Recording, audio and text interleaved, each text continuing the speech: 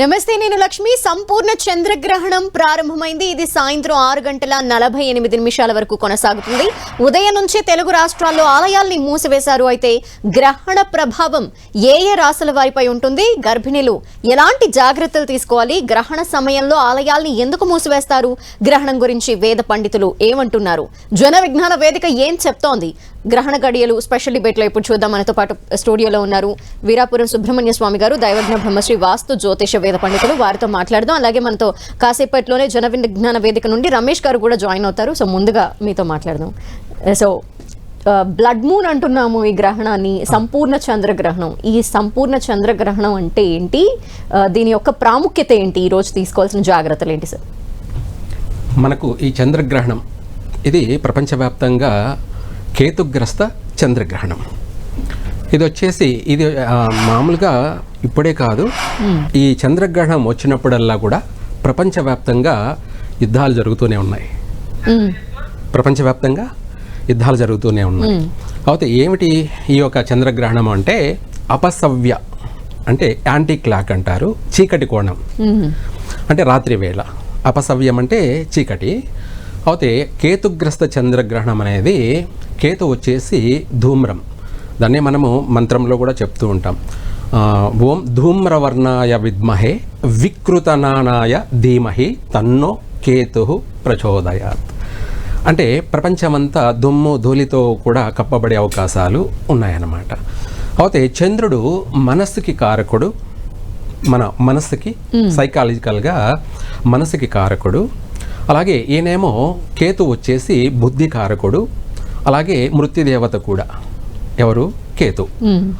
అయితే ఈయన మంగళవారము, అలాగే ఈ యొక్క మంగళవారం చంద్రగ్రహణం జరగడం వల్ల మంగళవారం వచ్చేటప్పటికి ఇదేని బ్లడ్ మూన్.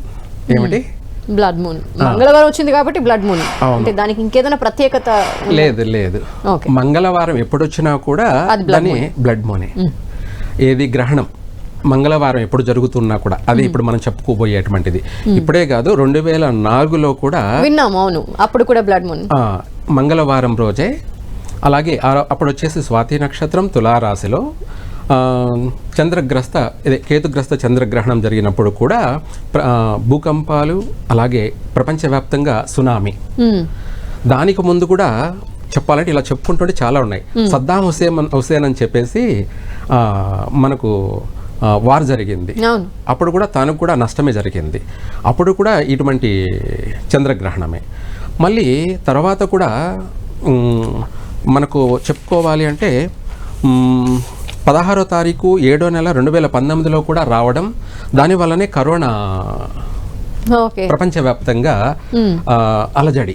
ప్రపంచవ్యాప్తంగా 2020లో మనకు చూసుకున్నాం కదా, అది 19 తెలుగు ప్రకారంగా ఆ సంవత్సరంలోనే మనకు ఉగాది కదా లెక్కలు. ఆ విధంగా చూసుకున్నట్టు అయితే 16వ తారీఖు జూలై నెల 19 మంగళవారము పూర్వాషాఢ నక్షత్రం ధనుస్సు రాశిలో ఈ కేతుగ్రస్త చంద్రగ్రహణం జరిగింది. అది కూడా అపసవ్య కాల సర్పదోషంలోనే. 2004లో కూడా అపసవ్య కాల సర్పదోషంలోనే మంగళవారము, 19లో కూడా 16వ తారీఖు మంగళవారం 7వ నెల.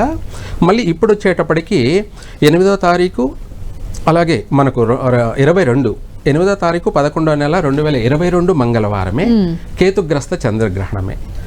ఇప్పుడు 3వ తారీఖు 3వ నెల 2026 మా తెలుగు ప్రకారంగా మనకు ఇది పరాభవనామ సంవత్సరం కాదు, తర్వాత వస్తుంది, రాబోతుంది. ఈ చంద్రగ్రహణ ప్రభావం వల్ల ప్రపంచవ్యాప్తంగా యుద్ధ వాతావరణాలు, అలాగే చాలా ప్రధానమైనటువంటి లీడర్లకి ప్రాణ నష్టాలు. ఇదే కాకుండా పబ్లిక్ అంటే ఎక్కువగా భార్యాభర్తల పైన థింకింగ్ ప్రభావం, అంటే ఒకరి పట్ల ఒకరికి అనుమానాలు, కోపతాపాలు, ఆవేశాలు, ఇవి అధికంగా ప్రజలలో ఇది అవుతుంటుంది. ఎందుకంటే మనసుకి స్థిమితం ఉండదు అన్నమాట, ప్రశాంతత ఉండదు, స్థిమితం ఉండదు. దాని ప్రభావం ఏమవుతుందంటే ఎవరు ఎలా ప్రవర్తిస్తున్నారో కూడా అంతు చిక్కని రహస్యం. క్షణం చిత్తం క్షణం మాయం అన్నట్టుగా ఈరోజు ఇలా ఉన్నారంటే ఇంకా రేపటికి మారిపోతూ ఉంటారనమాట. దీని ప్రభావం అలా. దానివల్లనే ఎంతవరకు ఒకరినొకరు చంపుకునే విధమైనటువంటి తారాస్థాయికి కూడా వెళ్ళేటువంటి ప్రభావితం జరుగుతుంది ఇది. ఈ యొక్క కేతుగ్రస్త చంద్రగ్రహణం వల్ల మనకు ఇప్పుడు ఇంకా జూలై వరకు కూడా వచ్చే జూలై వరకు కూడా 2026 జూలై వరకు కూడా అధికంగా, లేదంటే ఈ సంవత్సరం అంతా కూడా ఏది పరాభవనామ సంవత్సరం అంతా కూడా భూకంపాలు, అధిక భూకంపాలు, అలాగే సముద్ర ప్రళయాలు, సునామీలు, దీనివల్ల ధన నష్టము, ప్రాణ నష్టము అధికంగా తీవ్రంగా ప్రభావితం కలిగే అవకాశం ఉంది. అంటే ఈ కేతుగ్రస్త చంద్రగ్రహణం ఎప్పుడొచ్చినా కూడా ఇట్లాంటి నష్టాలు, కష్టాలు, అరిష్టాలు ఏవో ఒకటి ఉంటాయంటారు. ఆల్రెడీ భవిష్యత్తులోంచి మనం చెప్పుకుంటూ వచ్చాం కదా, సింపుల్గా ఒక 3 ఎగ్జాంపుల్. ప్రతిదీ కూడా ఆ కేతుగ్రస్త చంద్రగ్రహణం జరిగినప్పుడు యుద్ధాలు జరుగుతూనే ఉన్నాయి ఆ ఇయర్లో, ప్రతిసారి కూడా, ఒకసారి కాదు ప్రతిసారి కూడా. అదే యుద్ధాలే కాకుండా భూకంపాలు, అలాగే సముద్ర ప్రళయాలు కూడా సంభవించడము. ఇందులో మరి ఇప్పుడు వచ్చేటువంటి దానివల్ల ఎక్కువగా భూకంపాలు అధికంగా సంభవించే అవకాశం ఉంది. సముద్ర ప్రళయాలు, సునామీలు అధికంగా సంభవించే అవకాశము ఉంది. దీనివల్ల ప్రాణ నష్టాలు అధికంగా ఉన్నాయి, ఆర్థిక నష్టాలు కూడా తీవ్రంగా ఉన్నాయి. ఓకే, మనతో పాటు జన విజ్ఞాన వేదిక నుండి రమేష్ గారు జాయిన్ అయ్యారు, మాట్లాడతాం. రమేష్ గారు నమస్తే. నమస్తే అండి. ఈ కేతుగ్రస్త చంద్రగ్రహణంకి సంబంధించి మీరేం చెప్తారు? బ్లడ్ మూన్ అని పిలుస్తున్నాము, మీ పరంగా ఈ బ్లడ్ మూన్ అంటే ఏంటి? ఇప్పుడు నా పేరు రమేష్, విజ్ఞాన దర్శిని ఏంటంటే, అయితే ఈ చంద్రగ్రహణము అనేది గ్రహణాలు చాలా సహజంగా అంతరిక్షంలో జరిగే ప్రక్రియలు. వాటి వల్ల ప్రత్యేకంగా ఏమీ జరగదు. చంద్రగ్రహణంలో అయితే అసలు ప్రత్యేకంగా ఇంకేమీ జరిగేది ఉండదు.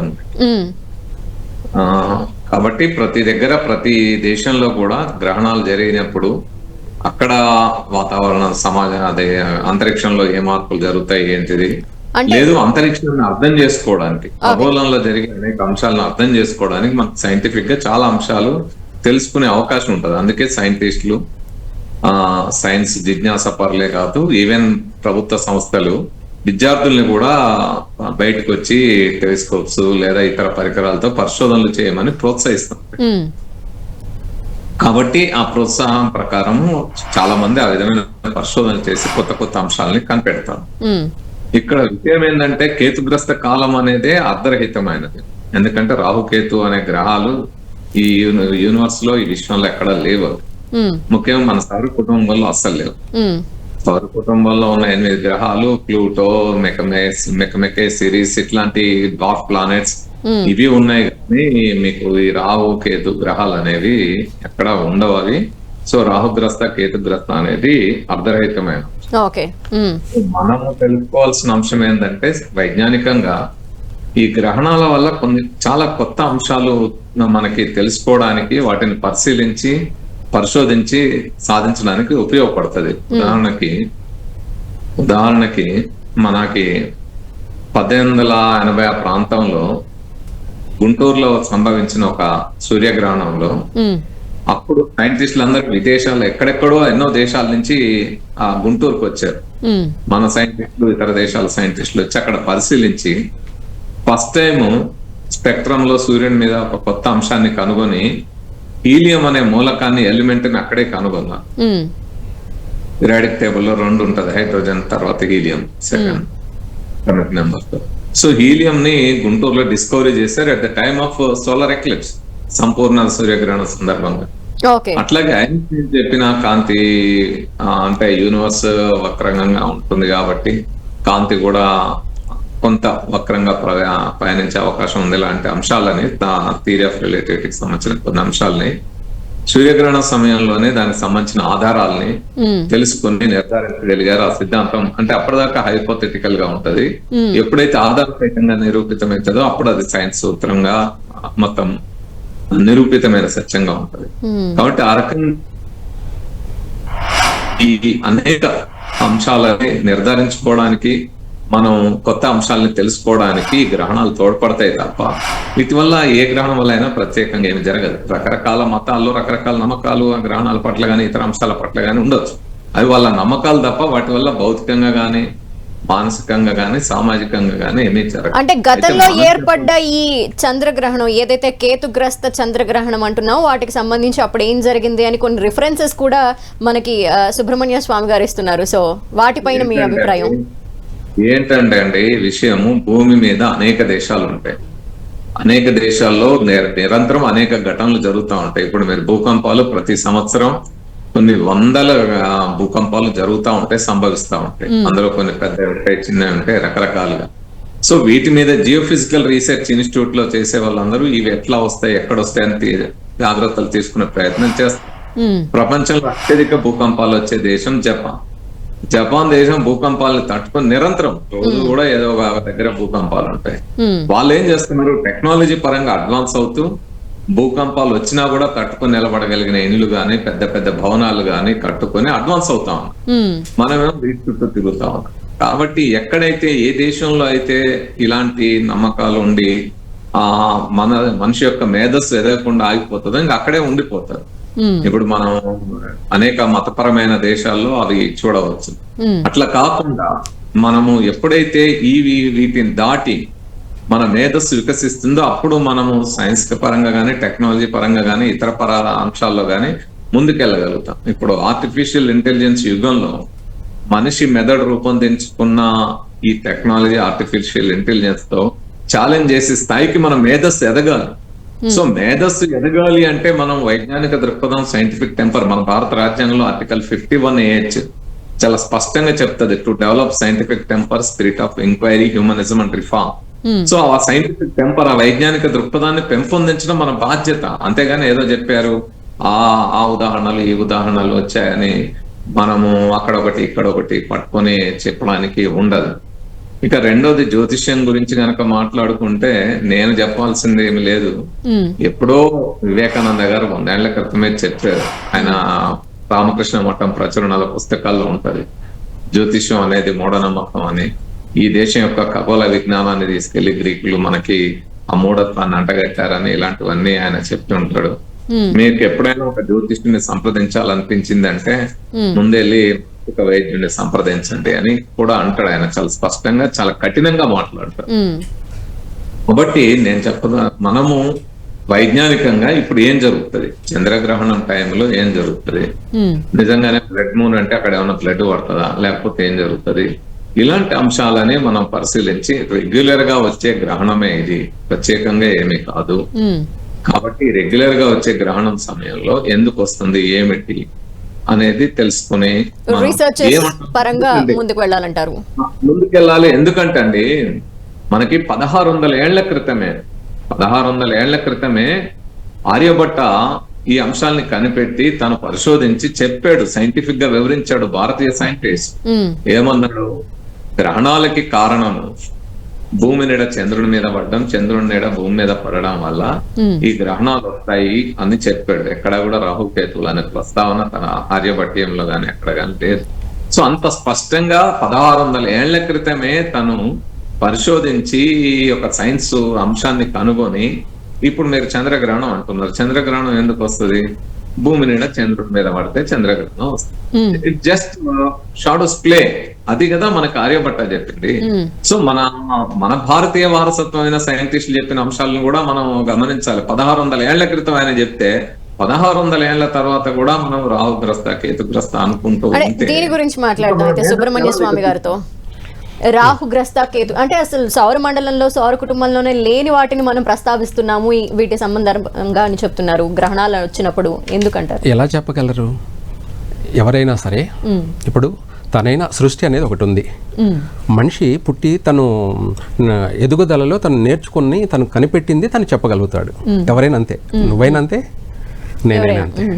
తనకున్న నాలెడ్జి, తనకున్న జ్ఞానము, తను సంపాదించుకున్న అటువంటి ఆ జ్ఞాన సంపాదతోటి తను చెప్పగలుగుతుంటాడు. కానీ నీకు నాకు తెలియంది ఏదో ఒక రహస్యం ఉంది. దాన్ని మనకు అంతరిక్షంలో ఎన్నో గోళాలు ఉన్నాయి. అవి నీడ అనేది మనకు అందరికి తెలిసిందే, ఎవరు కొత్తగా చెప్పేదేం కాదు. ఇవన్నీ కూడా మనకు ఏదో 1600 సంవత్సరాలు కాదు, కోట్ల సంవత్సరాల నుంచి కూడా శాస్త్రయుక్తంగా వేద పండితులని కాదు, ఇది పూర్తిగా సంపూర్ణంగా వేదశాస్త్ర ప్రకారంగా ప్రామాణికంగా ఇవన్నీ కోట్ల సంవత్సరాల నుంచి కూడా చెప్పుకుంటూ వచ్చేటివే. కృతయుగం కావచ్చు, లేదంటే త్రేతాయుగం కావచ్చు, ద్వాపరయుగం కావచ్చు, ఇప్పుడు కలియుగం కావచ్చు. ప్రతిదీ కూడా ప్రతి యుగంలో చెప్తూ వచ్చేదే. సైన్స్ అనేది ఏమిటి? అంతా ఒకటే. ప్రపంచమంతా వర్షం కురిచినా ఏ రూట్లో వెళ్ళినా కూడా అన్నీ పోయి సముద్రంలోనే కలుస్తాయి. అలాగే ఎవరు ఏ విధంగా చెప్పినా కూడా ప్రామాణికం ఒకటే. కాకపోతే ఇది లేదు అది లేదు అనడం అనేది కరెక్ట్ కాదు. ఎందుకంటే ఎవరు చూడలేదు, ఎవరి జ్ఞానాన్ని కొద్దీ వాళ్ళు చెప్తున్నారు. మాకున్నటువంటి జ్ఞానం ఏమిటి అంటే, మనము ఇందాక చెప్పుకున్నట్టుగా నవగ్రహాలు ప్రామాణికం. అందులో సప్తగ్రహాలే మొదటిగా ఉన్నది, తర్వాత ఛాయాగ్రహాలు. ఇప్పుడు చెప్పేది అదే, ఇందాక చెప్పిన మంత్రమే అది. ఏమిటి? ధూమ్రవర్ణాయ విద్మహే వికృతనానాయ ధీమహి తన్నో కేతు ప్రచోదయాత్. ధూమ్రం అంటే పొగ, దాన్ని నీడ అంటారు, ఛాయ అంటారు. మనం నిలబడినప్పుడు సూర్యరశ్మి మన మీద పడినప్పుడు మన వెనక ఛాయ పడుతుంది, నీడ. అదేవిధంగానే దాన్ని గ్రహణం అని మనము ఆ నీడ పడినప్పుడే దాన్ని గ్రహణం అంటాం. దాన్ని మనం ఏంట్రా అంటే కొంచెం మూఢనమ్మకాల్లో మళ్ళీ వీళ్ళని సర్పరూపులు మింగి వదలడము, దాన్నే పట్టు విడుపు అని చెప్పి అనడం. ఇది అందరికీ తెలిసిన విషయాలే, అవి కాదు. కానీ దీనివల్ల ప్రపంచానికి ఏం జరగబోతుంది అన్నదే మనము ఎవరు ఎన్ని చెప్పినా కూడా ప్రజలకు మనము ప్రొటెక్షన్ ఏ విధంగా వాళ్ళకి మనం మంచి చెడులు తెలియచేయాలి, వాళ్ళని కాపాడాలన్నదే మా రీజన్, మీ రీజన్ అదే. కాకపోతే ఇందులో ఏంటంటే ఒక్కొక్కరు ఒక్కొక్క మొండి వాదనలు. కానీ మనం మొండి వాదనలు చేసుకోవడం కాదు, ప్రపంచానికి మంచి మెసేజ్ ఏమి ఇస్తున్నాం అనేది మాత్రమే ఫైనల్గా. అయితే దీనివల్ల ఏంటరా అంటే ఇప్పుడే కాదు, ఈ సంవత్సరం అనే కాదు, కావాలంటే చూపిస్తాను ప్రామాణికాలు. ఎప్పుడెప్పుడు ఈ కేతుగ్రస్త చంద్రగ్రహణం జరిగిందో అప్పుడు ఏమేమి జరిగాయి అనేది మనము 100 సంవత్సరాల నుంచి కూడా ఎప్పుడెప్పుడు ఏం జరిగిందో కూడా నేను చూపిస్తాను. అయితే ఇది మన ఛాలెంజ్ల కోసం కాదు, కానీ వాస్తవంగా దీనివల్ల జరగబోయే ప్రమాదాలు, ప్రాణ నష్టాల నుంచి తప్పించుకు తిరుగువాడు ధన్యుడు సుమి. ఇది మనకు ప్రజలకు ఇవ్వాల్సిన మెసేజ్, మనం అంతే. ఇందులో ఎటువంటి వాదనలు ఏమీ లేవు. కానీ ఈ చంద్రగ్రహణం, కేతుగ్రస్త చంద్రగ్రహణం ఏంటంటే బ్లడ్ మూన్ అని మనం ఎందుకు అంటామంటే మంగళవారం రోజు జరుగుతుంది కాబట్టి. మంగళవారం అనేది కుజుడు అధిపతి, దాన్ని బ్లడ్ మూన్ అంటాం. మంగళవారం రోజు ఈ యొక్క కేతుగ్రస్త చంద్రగ్రహణాన్ని బ్లడ్ మూన్ అంటారు. దీని ప్రభావం ఏంద్రా అంటే యుద్ధ వాతావరణాలు అనేది తినింది అరక్క దేశాల మధ్య కొట్టుకు చావడం. ఎందుకు అది జరుగుతుంది అంటే ఇందాక మనసు కారకుడు అని చెప్పాను కదా, మనిషి సైకాలజీగా పిచ్చిగా ప్రవర్తించడం, ఆలోచించడాలు, అనుమానించడాలు వల్ల ఈ యుద్ధ వాతావరణాలు ప్రారంభమవుతాయి దేశాల మధ్య. అదే ఒక కుటుంబ మధ్య అంటే ఫ్యామిలీ, ఇంట్లో భార్యాభర్తల మధ్య ఇటువంటి సమస్యలు కూడా వస్తుంటాయి. అది కుటుంబంలోనూ యుద్ధమే, అది దేశాల మధ్య కూడా యుద్ధమే. అయితే ఈ గ్రహణాలు వచ్చిన టైంలో ఈ గ్రహణాలు కొన్ని రాసుల వారి మీద కూడా ప్రభావం చూపిస్తాయి అని అంటూ ఉంటారు. సో ఇప్పుడు ఈ గ్రహణం ఎవరి మీద ఎఫెక్ట్ చూపిస్తుంది అంటారు? ఏ రాసుల వారికి? మామూలుగా ఇప్పుడు మనం ఒక 2 రోజులు స్నానం చేయకుండా అంటే మన శరీరం నుంచి దుర్వాసన వస్తుంది. చుట్టుపక్కల వాళ్ళు ఎవరైనా సరే వాసన వస్తుంది అంటారు. అదేవిధంగా ప్రపంచంలో జరుగుతున్నటువంటి ఈ చంద్రగ్రహణం, చంద్రుడు అనేది మనకు కనిపిస్తున్నవాడే, ఆయన వల్లే మనకు డేస్ తెలుస్తున్నాయి. ఏది శుద్ధపక్షము, శుక్లపక్షము, ఈ తిథులు అన్నీ కూడా ఇవన్నీ ప్రామాణికాలే. వాటి ఆధారంగానే ఈ గ్రహణ ప్రభావం జరుగుతుంది. అయితే ఆ దుర్వాసనని మనం ఎందుకు ఒక మనిషి పక్కన మనిషి ఎలా అనుకున్నారో అదే ఆ గ్రహణ ప్రభావం అనేది ప్రపంచవ్యాప్తంగా కూడా ఒక విషపూరితమైనటువంటి దుర్వాసన. దాన్ని పసిగట్టగలిగిన వాడే జ్ఞాని, గమనించిన వాడు, గ్రహించిన వాడే జ్ఞాని. అయితే మనకు ఒక మనిషి పక్కన నుంచి చెమట వాసన, దుర్వాసన ఎలా వచ్చిందో ప్రపంచానికి కూడా ఈ యొక్క ప్రభావం విషపూరితంగా మారే అవకాశం ఉంది. దానివల్ల ఏ రాసుల వాళ్ళకి ఎటువంటి ఆరోగ్య సమస్యలు వస్తాయి, ఇది ప్రధానమైనటువంటి విషయం. దాని ప్రామాణికంగానే గర్భవతులుగా ఉన్నటువంటి స్త్రీలకి, గర్భవతులుగా ఉన్నటువంటి వాళ్ళ పిల్లలకి, అంటే వాళ్ళకి పుట్టబోయే పిల్లలకి ఏదైనా అనారోగ్య లోపాలతో జన్మించే అవకాశం ఉంది, ఏదైనా వైకల్యంతో జన్మించే అవకాశం ఉంది. అందుకనేసి గర్భవతులు మాత్రమే జాగ్రత్త. ఇది మాత్రమే, అందరూ తినకూడదు, తాగకూడదు అనేది మాత్రం లేనే లేదు, వేదంలో కూడా లేదు. గర్భవతులకు మాత్రమే ఉంది ఇది. అంతే. అంతేగాని ప్రతి రాశి వాళ్ళు మీరు తినకూడదు తాగకూడదు మీరు ఏది అయిపోతారు ఇది అంతా మళ్ళీ ఫులిష్ అంటారు. అవును. Extra. Okay okay. And Ramesh గారు, మీరు చెప్పినట్టు ప్రతి గ్రహణం నుండి ఏదో ఒక సైంటిఫిక్ రీసెర్చ్ ద్వారా ఏదో ఒకటి కొత్త విషయాన్ని నేర్చుకోవాలి. సో ఈ రోజు ఈ బ్లడ్ మూన్ ద్వారా సైంటిఫికల్ గా ఎటువంటి రీసెర్చెస్ చేస్తే మంచిదంటారు, లేదంటే ఏం కనుక్కోవాలనుకుంటున్నారు దీని ద్వారా? ఏమైందంటే బ్లడ్ మూన్ అంటే మంగళవారం వచ్చేది సోమవారం వచ్చేది కాదండి. ఆకాశంలో చంద్రగ్రహణం టైంలో, ముఖ్యంగా సంపూర్ణ చంద్రగ్రహణం టైంలో ఒక్కోసారి అది కొంచెం ఎర్రగా కనపడుతుంది. దాన్ని బ్లడ్ మూన్ అంటాము. అంటే అక్కడ ఉండే కలర్స్, రిఫ్లెక్షన్స్ వాటి వల్ల జరిగే పరిణామం అది. అంతేగాని బ్లడ్ మూన్ అంటే ఏదో ఈ వారం ఆ వారం వచ్చేదని కాదు, ఇంకోటి కాదు. రెండోది ఇది మొండి వాదన కాదు. సైన్స్ ఎప్పుడు మొండి వాదన కాదు. సైన్స్ అనేది అనేక అంశాలని నిరంతరం పరిశోధనతో కనుగొని చెప్పేది. ఇక్కడ వారు చెప్పిన దానికి ఏ విధమైన ఆధారం ఏమన్నా అంటే మా వేదాలు అంటారు తప్ప ఇంకోటి లేదు. ఒకళ్ళు వేదాలు అంటారు, ఇంకోళ్ళు బైబిల్ అంటారు, ఇంకోళ్ళు ఖురాన్ అంటారు. ఎవరి పరంగా వారు చెప్తూ ఉంటారు. వాళ్ళు చెప్తుంటారు, అది వాళ్ళ ఇష్టం, వాళ్ళ నమ్మకాలు. కానీ విషయం ఏంది, మనం వాస్తవం ఏంటిది అనేది మనం చెప్పాలి. వాళ్ళది మండి వాదన అవుతుంది. అంటే మాకెక్కడో ఉంది, మా దగ్గర కోట్ల సంవత్సరాలు అన్నారు. అసలు మానవ పరిణామం హోమోసెపియన్స్ అనే జాతి వచ్చే 2 లక్షల సంవత్సరాలు, కోట్ల ఏడంగా వచ్చింది అనేది ఇంకో అంశం. అంటే ఇట్లా కాదు. ఇక్కడ విషయం ఏంటంటే మరి ఎక్కడో ఖగోళానికి, అంతరిక్షంలో, యూనివర్స్ లో, విశ్వంలో కాదు, సౌర కుటుంబంలోనే ఉన్న 8 గ్రహాలు, నేను చెప్పిన డ్వార్ఫ్ ప్లానెట్స్, ఇంకా వాటి మూన్స్, వాటి శాటిలైట్స్, ఇవన్నీ కదా. వీటన్నిటి దగ్గర ఎక్కడ రాహుకేతు గ్రహాలు ఉంటాయి? అది లేవు కదా, లేవు. ఇప్పుడు మన ఆదిత్య L1 పంపినాం ఆ సూర్యుడికి సంబంధించిన అంశాలని రీసెర్చ్ చేయడానికి, మనమే ఇండియాలోనే పంపింది. అట్లాగే చంద్రయాన్ పంపినాం. ఇంకా అనేక దేశాలు మన శాటిలైట్స్ స్పేస్ లో తిరుగుతా ఉన్నాయి. ఎక్కడైనా ఉందా రాహు కేతు అనే ఎవిడెన్స్ మనకి ఎక్కడన్నా కనపడుతుందా? ఇవన్నీ ఎందుకు? మీకు ఎవిడెన్స్ లేకుండా మా గ్రంథాల్లో ఉంది, మా నమ్మకం అంటే నమ్మండి. మీ నమ్మకాలని ఎవరు అనరు, మీ నమ్మకం అది.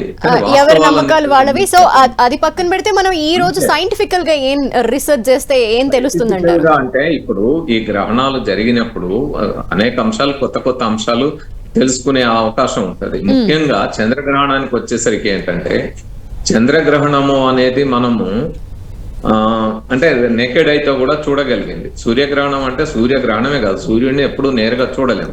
చంద్రుడిని నేరుగా చూస్తాము, వెన్నెలని అనుభవిస్తాము, ఆనందంలో పాటలు కూడా రాసుకుంటాం. సో ఆ చంద్రగ్రహణాన్ని మనం చూసే అవకాశం ఉంటది. అయితే మన దగ్గర పరిశోధన చేయడానికి అవకాశం లేదు. ఎందుకంటే మన దగ్గర అది కనపడే సమయం కానీ, మనకు కనపడే సమయం కాదు మన దగ్గర. కానీ ఇతర దేశాల్లో ఇది కనపడే సమయంలో అక్కడ ఉండే ఆస్ట్రానమర్స్, ఆస్ట్రానమికల్ సైంటిస్టులు, వాళ్ళందరూ ఆస్ట్రానమిక్ సంబంధించిన సైంటిస్టులు అంతా కూడా చాలా అంశాలు పరిశోధన చేస్తారు.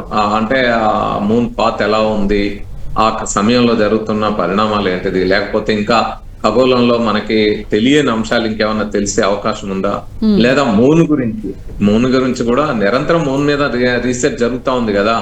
అనేక దేశాలు, అనేక మిషన్స్ మూన్ గురించిన అనేక విషయాలు తెలుసుకోవడానికి ప్రయత్నాలు, రీసెర్చెస్ చేస్తా ఉన్నారు అక్కడ. కాబట్టి అవన్నీ తెలుసుకునే ప్రయత్నాలు జరిగేటప్పుడు మనకి ఇంకా కొత్త విషయాలు ఏమన్నా తెలిసే అవకాశం ఉందా, ఇలాంటి పరిశోధనలు, ప్రయోగాలు జరుగుతూ ఉంటాయి. సైంటిస్టులు జరుపుతూ ఉంటారు. ఇక ఇంతకుముందు అంటే కొన్ని అంశాలు మా అసంబద్ధం అంటే ఏమంటాము, ఏ విధమైన ఆధారాలు లేకుండా అసత్యాలుగా ఉన్న వాటిని, మూఢనమ్మకాలను చెప్తున్నారు. కాబట్టి ఏదో మనసు మీద ప్రభావం ఉంటదని, లేకపోతే గర్భిణీ స్త్రీలు తింటే ఏదో అవుతుందని, ఇవన్నీ మూఢనమ్మకాలు. అందుకే నేను ఇంతకుముందు వివేకానంద గురించి చెప్పిన, దయానంద సరస్వతి గారు చెప్పిన, ఇలాంటి వాటిని నమ్మొద్దని వాళ్ళే చెప్పారు. వేదాలని ప్రచారం చేసిన వాళ్ళే, ధర్మాన్ని ప్రచారం చేసిన వాళ్ళే ఇవన్నీ ఆధారరహితమైనవి, వీటిని నమ్మి ఈ మూఢనమ్మకాలు నమ్మొద్దని వాళ్ళు కూడా చెప్పారు. ఇక్కడ విషయం ఏంటంటే, మనకి నిజంగానే వాటి ప్రభావం ఏమన్నా ఉంటుందా? ఏదైనా ఉంటే ఒక మతం మీదనే, ఒక నమ్మకం వాళ్ళ మీదనే ఉంటుందా? ఇప్పుడు అన్ని మతాలు, అన్ని దేశాల్లో అందరూ నిరంతరం పరిశోధన చేసి ప్రత్యేకంగా ఏదైనా ఒక ప్రభావం ఉంటది అనుకోండి, ఎందుకు ఉంటది, ఎలా ఉంటది అని ప్రతి దాన్ని ఖచ్చితంగా నిర్ధారించి, టెక్నాలజీ, మేధస్సు అభివృద్ధి చెందిన కాలంలో ఉన్నాం. కాబట్టి ఆ రీసెర్చెస్ అన్ని జరుగుతున్నాయి, ప్రపంచవ్యాప్తంగా జరుగుతున్నాయి.